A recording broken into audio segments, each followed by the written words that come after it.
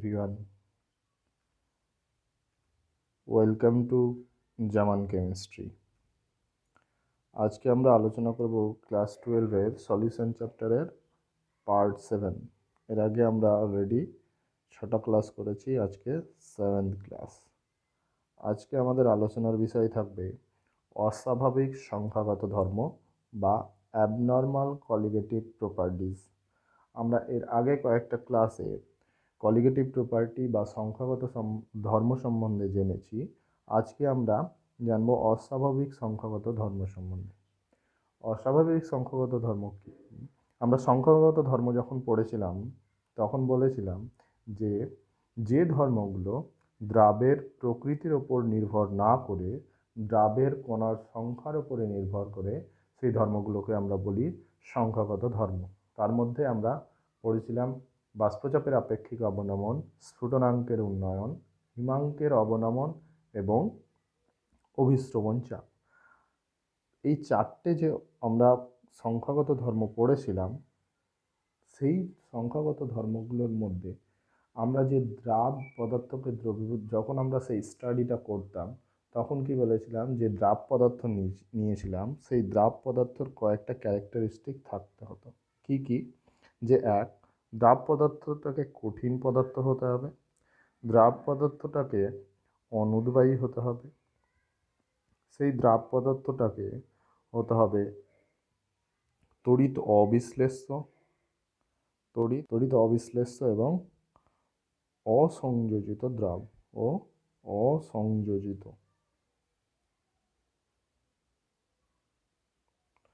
তাহলে এই দ্রাব পদার্থের যে আমরা এই বৈশিষ্ট্যগুলো পেয়েছিলাম, এই বৈশিষ্ট্যগুলোর মধ্যে কোনো একটা যদি ডিফার করে, মানে মূলত যদি তড়িৎ অবিশ্লেষ্য এবং অসংযোজিত এই ক্রাইটেরিয়া যদি ফুলফিল না হয়, তাহলে সেক্ষেত্রে আমরা সংখ্যাগত ধর্ম হিসেবে, সংখ্যাগত ধর্মের হিসেবে যে ভ্যালুটা আমাদের পাওয়া উচিত, সাপোজ কোনো একটা দ্রবণের অভিস্রবণ চাপ যেটা পাওয়া উচিত, বা যদি সেটা বাষ্পচাপের আপেক্ষিক অবনমন যতটা হওয়া উচিত তার তুলনায় কিন্তু ডিফার করবে, মানে আমরা অন্য রকম পাবো। কীরকম হতে পারে? যে কি কমে গেল, কিংবা হতে পারে যে ভ্যালুটা বেড়ে গেল।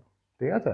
তার মানে তড়িৎ অবিশ্লেষ্য যদি দ্রাব হয়, তড়িৎ অবিশ্লেষ্য যদি না হয়, ঠিক আছে, তড়িৎ বিশ্লেষিত যদি হয়ে যায়, অসংযোজিত বলা হয়েছিল, যদি সংযোজিত হয়ে যায় তাহলে আমরা এই ক্ষেত্রে দেখতে পাবো যে সেই সংখ্যাগত ধর্মের যে ভ্যালু আমাদের থিওরিটিক্যাল ভ্যালু যেটা, তার তুলনায় এক্সপেরিমেন্টাল ভ্যালুটা আমরা আলাদা রকম পাবো। হতে পারে বেশি হয়ে গেছে কিংবা কম হয়ে গেছে। ঠিক আছে?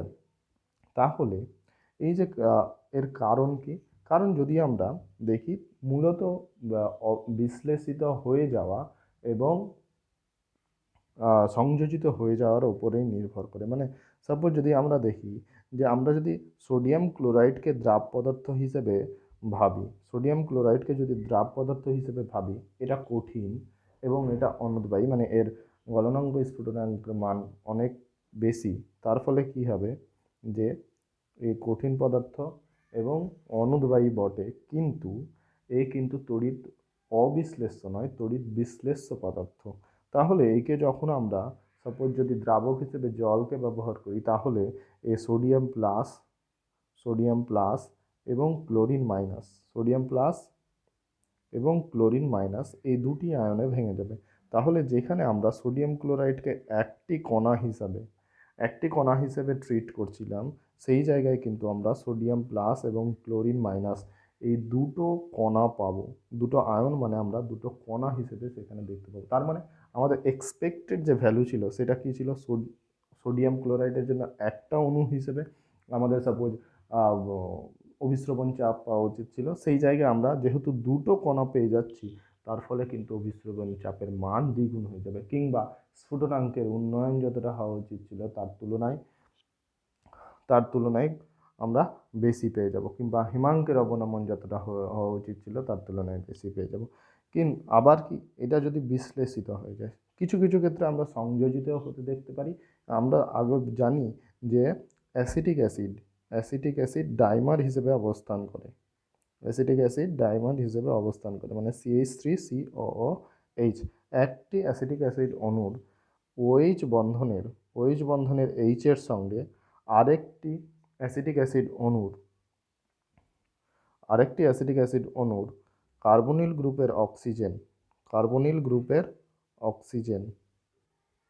গ্রুপের অক্সিজেনের সঙ্গে হাইড্রোজেন বন্ধন দ্বারা আবদ্ধ হতে পারে।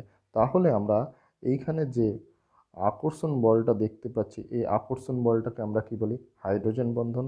এই হাইড্রোজেন বন্ধনের ফলে তারা কিন্তু ডাইমার হিসেবে অবস্থান করে। তার মানে একটা অ্যাসিটিক অ্যাসিড অণু আরেকটা অ্যাসিটিক অ্যাসিড অণুর সঙ্গে ডাইমার হিসেবে অবস্থান করছে। এই ডাইমার হিসেবে অবস্থান করার ফলে আমাদের এক্সপেক্টেড ভ্যালু যেটা আমরা পেতাম, মানে এই অ্যাসিটিক অ্যাসিড অণুকে একটা অণু আর এই অ্যাসিটিক অ্যাসিডকে আলাদা একটা অণু, তার মানে আমরা এক্সপেক্ট করছিলাম যে দ্রবণে দুটো অণু আছে, সেই হিসেবে আমাদের ক্যালকুলেটেড বা থিওরিটিক্যাল ভ্যালু পেতাম। কিন্তু যেহেতু এরা একসঙ্গে হাইড্রোজেন বন্ধন দ্বারা আবদ্ধ হওয়ার ফলে ডাইমার হিসেবে অবস্থান করছে, ফলে আমরা কি দেখতে পাবো? যে এক্সপেরিমেন্টাল ভ্যালুটা, সেই এক্সপেরিমেন্টাল ভ্যালু কিন্তু থিওরিটিক্যাল ভ্যালুর থেকে আমরা কম পেয়ে যাব। এই হলো কারণ। এরপরে আমরা জানার চেষ্টা করছি যে ভ্যান হফ ফ্যাক্টর কি। যে যদি অস্বাভাবিক সংখ্যাগত ধর্ম যদি কেউ দেখায়, তাহলে সেক্ষেত্রে আমরা যে এক্সপেরিমেন্টাল এবং থিওরিটিক্যাল ভ্যালুর মধ্যে যে পার্থক্যটা পাচ্ছি, সেটা আমরা কি করে একে অপরের সঙ্গে রিলেট করব, সেটা জানার জন্য আমাদেরকে ভ্যান হফ ফ্যাক্টর জানতে হবে। ভ্যান হফ ফ্যাক্টরের সংজ্ঞায় বলা হচ্ছে যে কোনো তড়িৎ বিশ্লেষ্য পদার্থের লঘু দ্রবণের পরীক্ষালব্ধ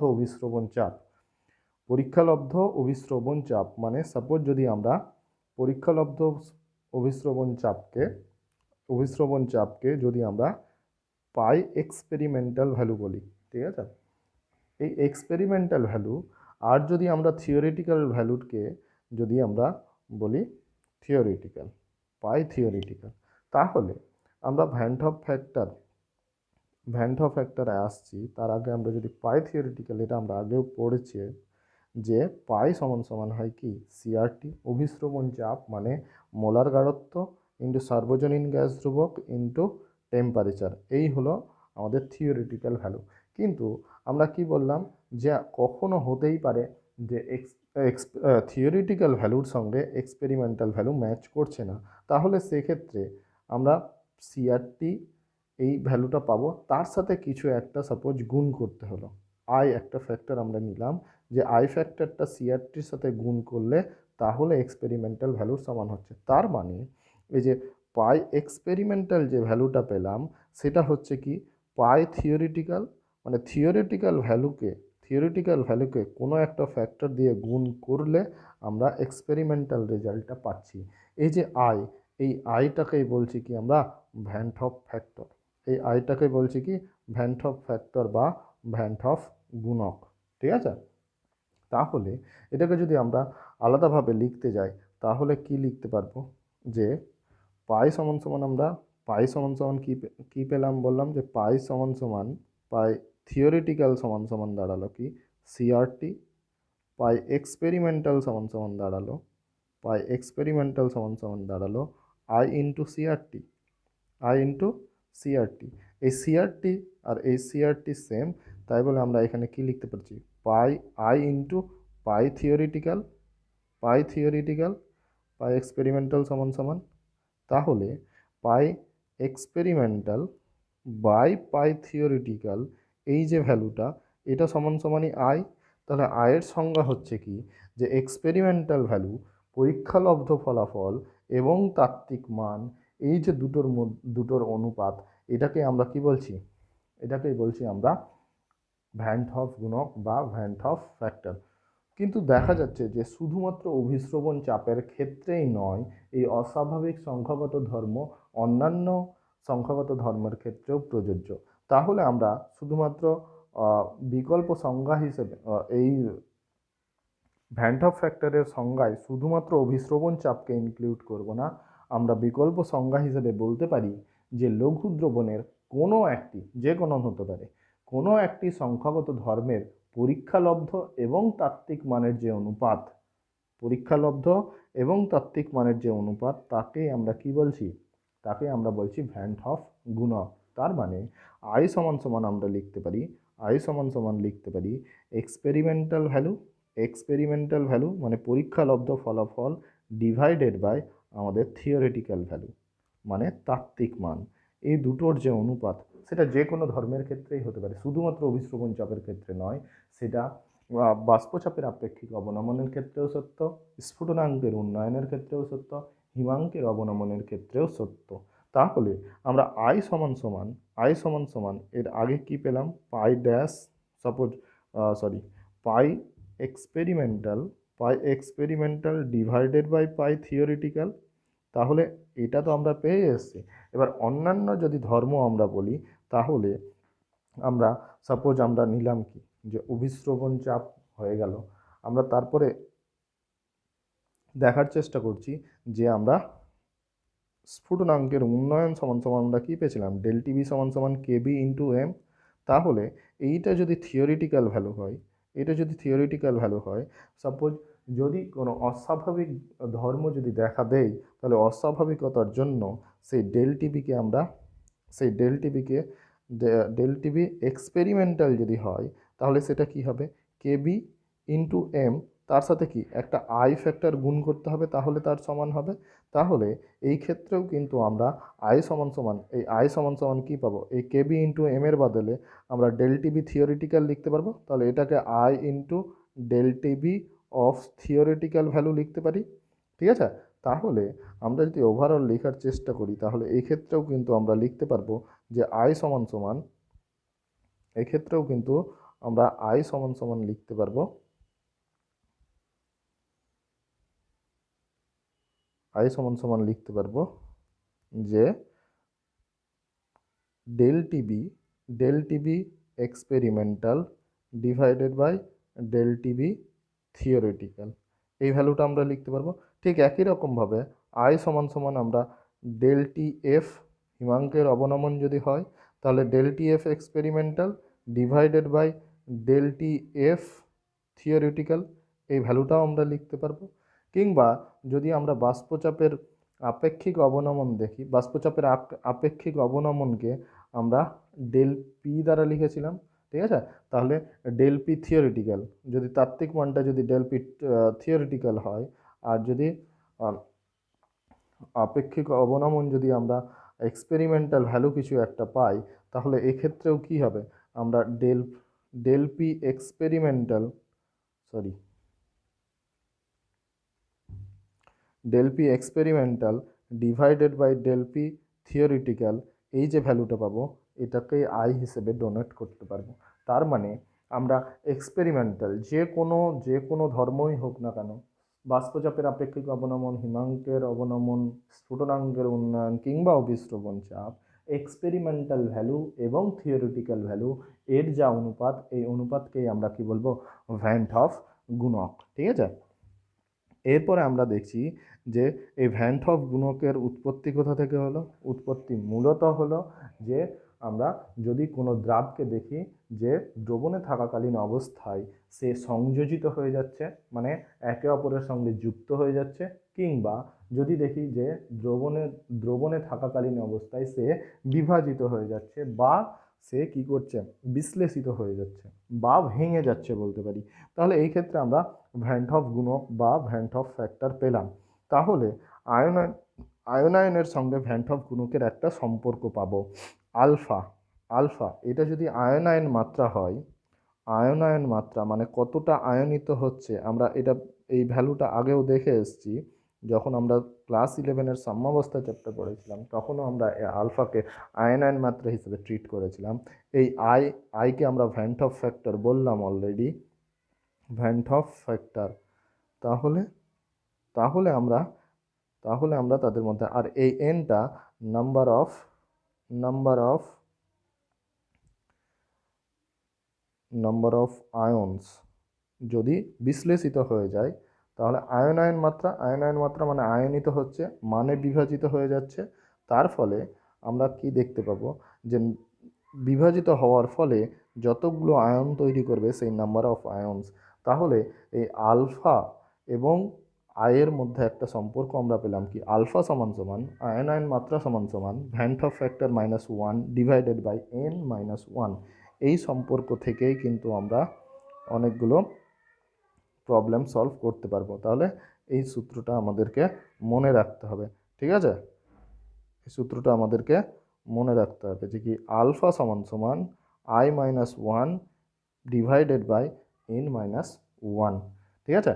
তাহলে এটা আয়ন মাত্রার সঙ্গে মানে যদি বিশ্লেষিত হয়ে যায় তাহলে আয়ের সঙ্গে কি সম্পর্ক, যদি সংযোজিত হয়ে যায় তাহলে সেক্ষেত্রে ভ্যান টপের সাথে কি সম্পর্ক হবে, যে সেক্ষেত্রে আমরা কি দেখতে পাবো যে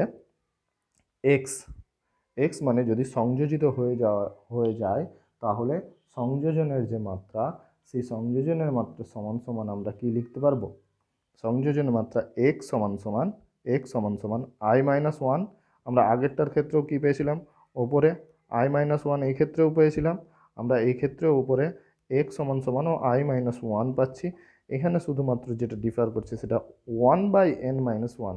এখানে আমরা পেয়েছিলাম n-1, এখানে আমরা পেয়েছিলাম n-1, আর এখানে আমরা যখন সংযোজিত হচ্ছে সেক্ষেত্রে আমরা 1/n-1 এই আমরা ফ্যাক্টরটা পেলাম। তাহলে এখানে কি এক্স হলো সংযোজন মাত্রা, এক্স হলো সংযোজন মাত্রা, আই আমরা অলরেডি জেনে এসেছি সেটা হচ্ছে যে ভ্যান্ট অফ ফ্যাক্টর, আর এই এন হলো যে নাম্বার অফ মলিকুলস মানে যতগুলো মলিকুল মিলে সংযোজিত হচ্ছে, দুটো হতে পারে তিনটে হতে পারে, সবাই যদি একসঙ্গে মিলিত হয়ে যে একটা কণা হিসেবে দুটো অণু মিলে একটা কণা হিসেবে যদি অবস্থান করে তাহলে সেক্ষেত্রে নাম্বার অফ মলিকুলসকে আমরা এন দ্বারা প্রকাশ করব, ঠিক আছে? তাহলে এই হলো ভ্যান্ট অফ ফ্যাক্টরের সঙ্গে সংযোজন মাত্রার সম্পর্ক। এরপরে আমরা কয়েকটা নিউমেরিক্যাল প্রবলেম সলভ করি। এক্ষেত্রে কি বলেছে যে কেবিআর এর একটি জলীয় দ্রবণের গাঢ়ত্ব বলে দিয়েছে কত, 0.5 মোলার। আর উক্ত দ্রবণে 80% কেবিআর আয়নিত হয়, 80% আয়নিত হয়। তাহলে আলফার মান কত হবে, এখানে আমাদের কি চেয়েছে ভ্যান্ট অফ গুণকের মান চেয়েছে। তাহলে এই কেবিআর হচ্ছে তড়িৎ বিশ্লেষ্য দ্রাব। তাহলে কেবিআর কি করবে, ভেঙে যাবে। কিসে ভাঙবে, পটাশিয়াম প্লাস এবং বিআর মাইনাস এই দুটো আয়নে ভেঙে যাবে। তাহলে এর ক্ষেত্রে আমাদের কোন সূত্রটা কাজে লাগাতে হবে, আয়ন মাত্রার সূত্রটা। তার মানে কি সেই সূত্রটা কি দাঁড়াচ্ছে, সেই সূত্রটা আমরা একটু আগেই বললাম, আলফা সমান সমান i-1 ডিভাইডেড বাই n-1, এই ছিল সূত্র। তাহলে আলফা আমাদের বলে দিয়েছে, মানে আয়ন মাত্রা কতটা আয়নিত হয় সেই ভ্যালুটা আমাদেরকে বলে দিয়েছে। ভ্যান্ট অফ ফ্যাক্টরের মান চেয়েছে মানে আয়ের ভ্যালু আমাদের চেয়েছে।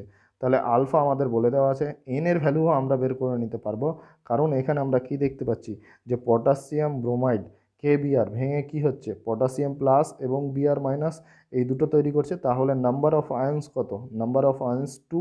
তাহলে n ইকুয়াল টু আমরা এখানে 2 বসাতে পারবো। তাহলে n ইকুয়াল টু আমরা কি বসাবো, এটা বসাবো 2। আর আলফার মান বলেছে কি 80%। তাহলে 80%-এর অর্থ কি, 80%-এর অর্থ হচ্ছে 80/100, যেটাকে আমরা 0.8 এই হিসেবেও লিখতে পারি। তাহলে এবার যদি এই ইকুয়েশন আমরা বসাই তাহলে আমরা কি লিখতে পারবো, যে আলফার ভ্যালু এখানে বসালাম, আলফার ভ্যালু যদি বসাই তাহলে 0.8 দাঁড়ালো, সমান সমান আমরা কি লিখতে পারবো, আয়ের ভ্যালু আমাদের চেয়েছে তাই বলে আই লিখে দিলাম -1 ডিভাইডেড বাই, এক্ষেত্রে এন এর ভ্যালু কত 2, তাহলে 2 - 1। তাহলে এখানে 2 - 1 কত দাঁড়ালো, 1 দাঁড়ালো। তাহলে i-1কে আমরা কি দ্বারা ভাগ করছি, 1 দ্বারা ভাগ করছি। 1 দ্বারা ভাগ করলে আমরা কত পাচ্ছি, i-1ই পাবো।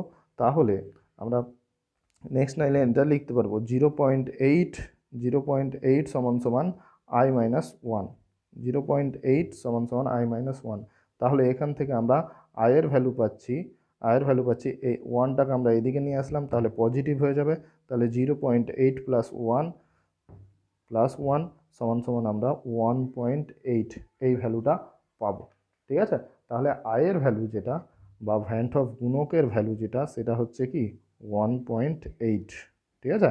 তাহলে এই হলো আমাদের first numerical problem. Second numerical problem আমাদের কি বলা হচ্ছে যে 300 কেলভিন উষ্ণতায় K4FeCN6 এটি একটি জটিল যৌগ। এই জটিল যৌগ সম্বন্ধে আমাদের আলোচনা ক্লাস 12 আছে, তখন আমরা জানবো আমরা কি করে আয়নিত হয় সেটা আমরা এখনই দেখে নেব। ডেসিমোলার দ্রবণ, ডেসিমোলার দ্রবণ, তাহলে মোলার দ্রবণ যদি বলতো তাহলে আমরা 1 মোলার বুঝতাম। কত মোলার? 1 মোলার। যদি আমাদের ডেসিমোলার বলে তাহলে আমরা কি বুঝবো? ডেসিমোলার মানে হলো যে m/10। ডেসিমোলার মানে m/10 বা 1/10। হ্যাঁ, আমরা যদি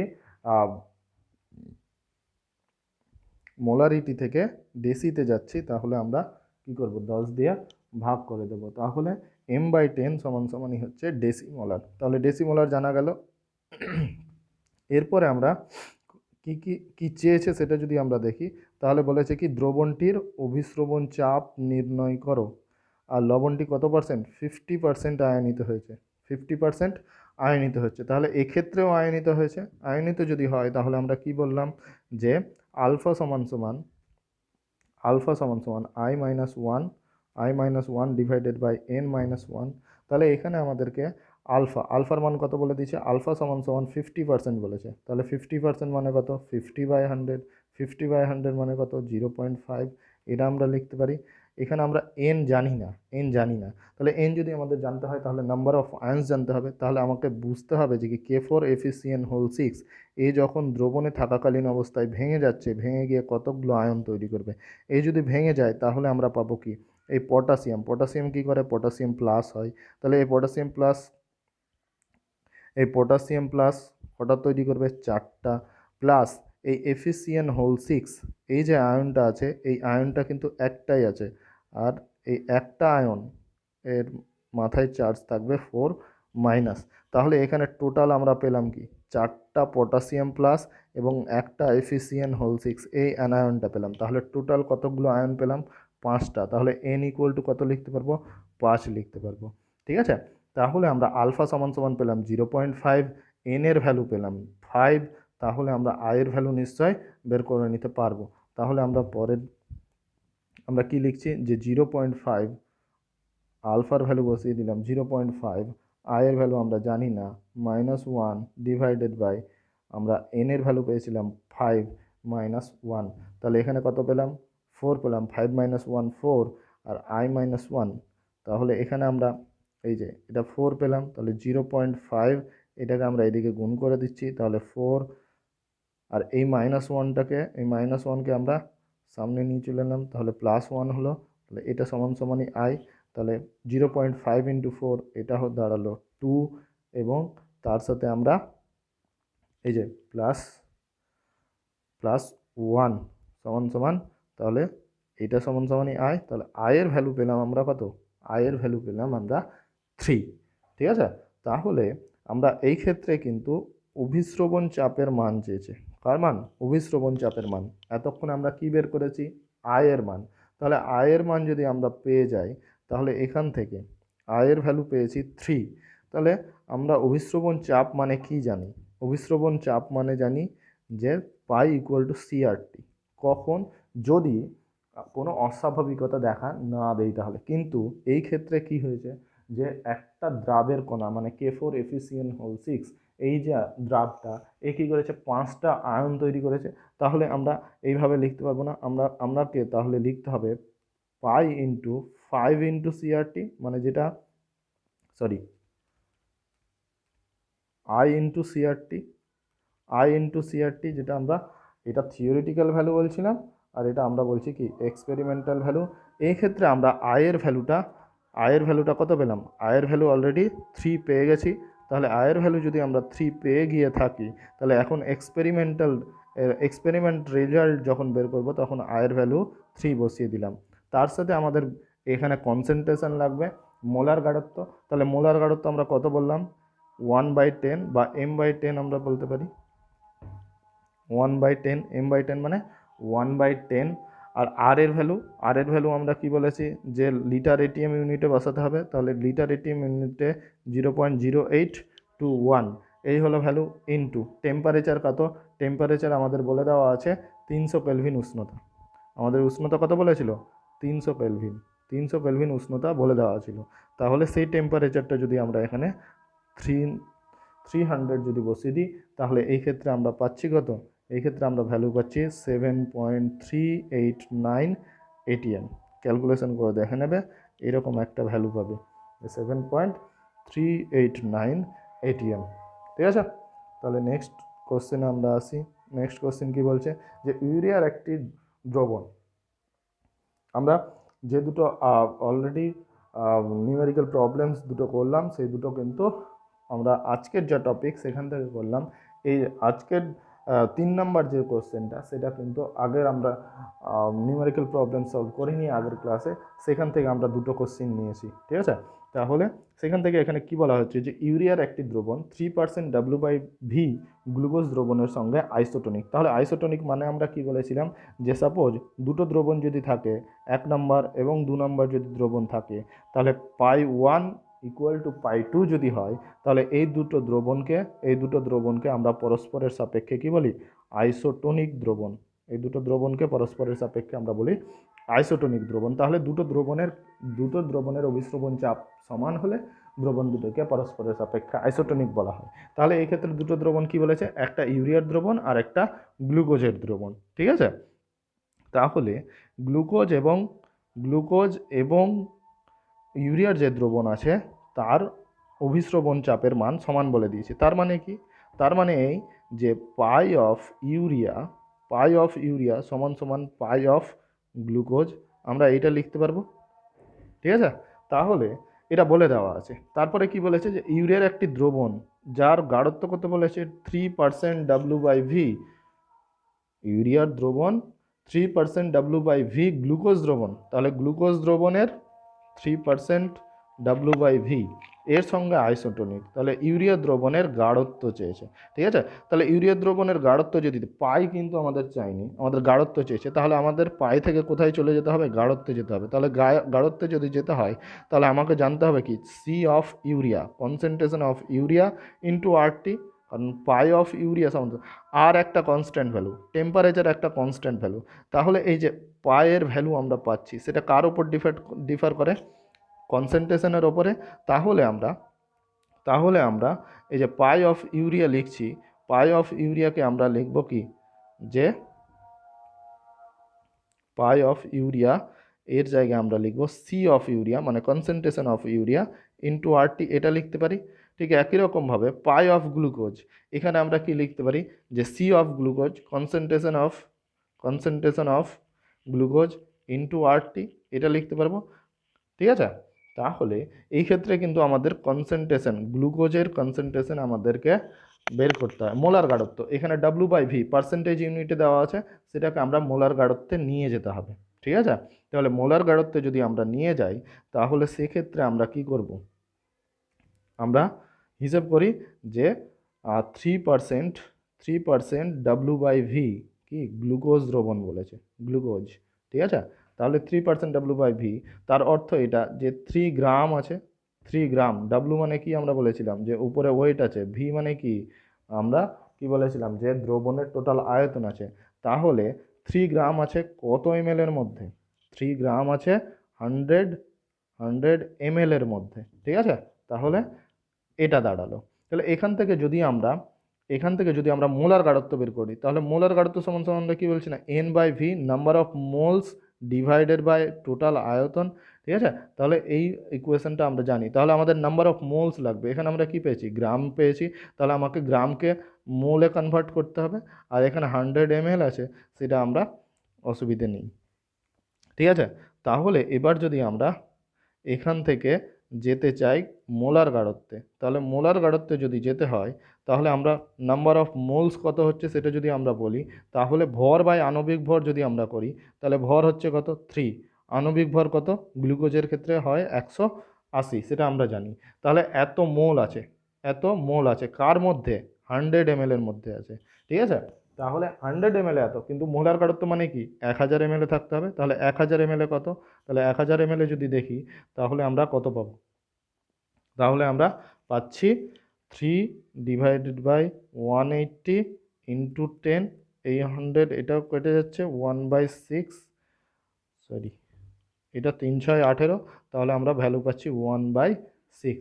তাহলে এই যে ভ্যালুটা পেলাম এটা দাঁড়ালো কি আমাদের গ্লুকোজ দ্রবণের গাঢ়ত্ব 1/6, ঠিক আছে। তাহলে সেই ভ্যালুটা যদি আমরা দেখি তাহলে 1/6 পেলাম। এবার আমরা কি দেখছি, এবার আমরা কি চেয়েছিল যে কনসেন্ট্রেশন অফ ইউরিয়া, তাহলে আমরা কনসেন্ট্রেশন অফ গ্লুকোজ পেয়ে গেছি। তাহলে দুটোকে যদি আমরা সমান করতে চাই, মানে concentration of urea into RT সমান সমান আমরা কি লিখতে পারবো, concentration of glucose into RT, এটা লিখতে পারবো, এটা লিখতে পারবো। এবার উভয় পক্ষে RT আছে, তাহলে ক্যান্সেল আউট হয়ে গেলে, তাহলে সি অফ ইউরিয়া সমান সমান আমরা কি লিখতে পারবো, সি অফ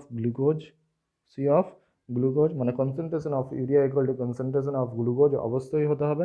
তাহলে আমরা কনসেন্ট্রেশন অফ গ্লুকোজ কত পেয়েছি, আমরা পেয়েছি 1/6, এত কি মোল পার লিটার, এত মোল পার লিটার।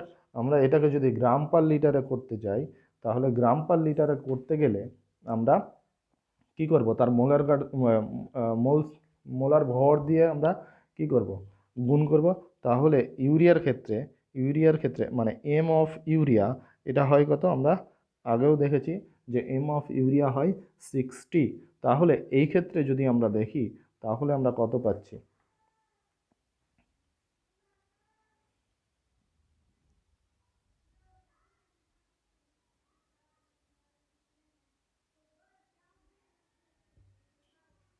এই ক্ষেত্রে আমরা পাবো যে এম অফ ইউরিয়া সমান সমান পেলাম 60। তাহলে আমরা 1/6 ইন্টু 60 যদি করি, তাহলে আমরা ভ্যালু কত পাচ্ছি, ভ্যালু পাচ্ছি 10 গ্রাম পার লিটার, ঠিক আছে। তাহলে এই আমরা ভ্যালু পেলাম।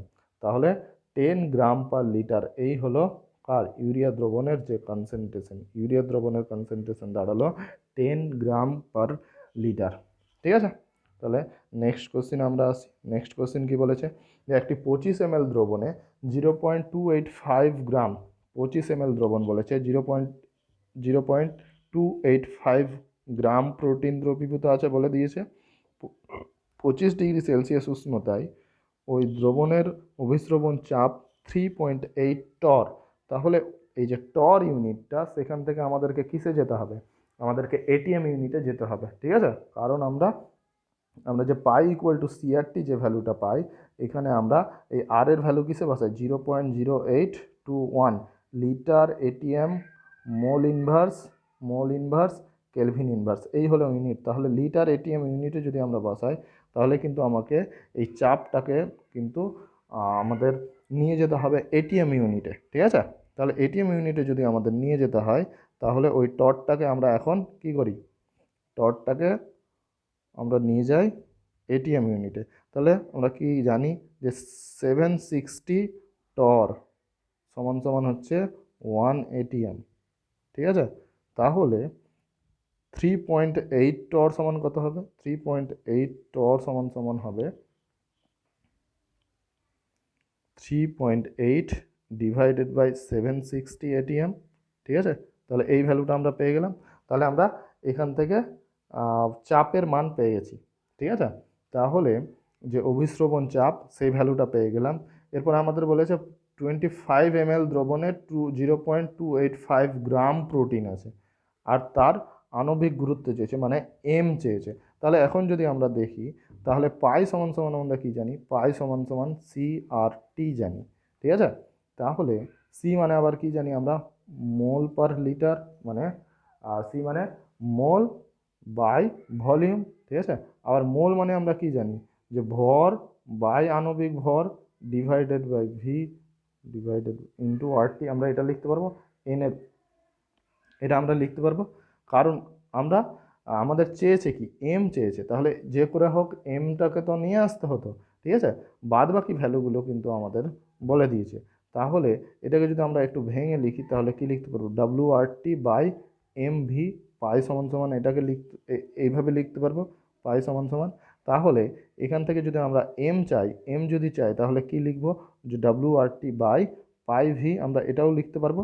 তাহলে ডাব্লুর ভ্যালু বলে দিয়েছে, আর এর ভ্যালু আমরা জানি, সেটা সার্বজনীন গ্যাস ধ্রুবক, টেম্পারেচারের ভ্যালু বলে দিয়েছে, পায়ের ভ্যালুও বলে দিয়েছে, ভি এর ভ্যালু আমরা নেব।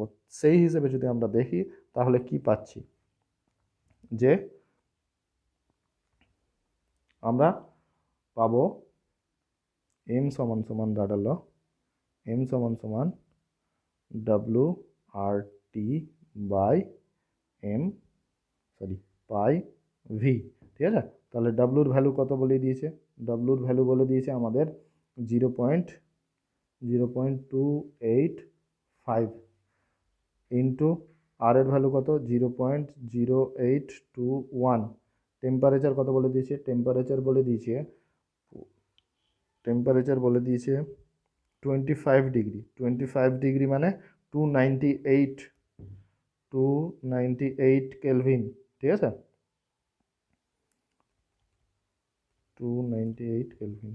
তাহলে আমরা লিখলাম ইন্টু 298 ডিভাইডেড বাই কী হবে, পায়ের মান কত বলে দিয়েছে, পায়ের মান আমরা হিসেব করেছি, পায়ের মান হচ্ছে 3.8 divided by 760, 3.8 divided by 760 into আমরা আয়তন আমাদের দেওয়া ছিল এমএল এ, তাহলে কত এমএল ছিল, 250 ml, 250 ml মানে কত লিটার, 250 ডিভাইডেড বাই 1000 লিটার। এটা যদি আমরা হিসাব করি এখান থেকে আমরা পেয়ে যাব, এখান থেকে আমরা যে ভ্যালুটা পাবো সেটা হচ্ছে 5.578 ইন্টু 10⁴ গ্রাম পার মোল। ঠিক আছে, এই পুরোটা যদি আমরা সলভ করি, তাহলে এই ভ্যালুটা আমরা পাবো। ঠিক আছে, অসুবিধা নেই। তাহলে আমরা আজকের ক্লাস এখানেই শেষ করছি। আমরা পরের দিন আরও কিছু গাণিতিক প্রশ্ন নিয়ে হাজির হব। ঠিক আছে, তাহলে ভিডিও লাইক করো, শেয়ার করো, আমার চ্যানেলটি নতুন থাকলে সাবস্ক্রাইব করো। Thank you for watching.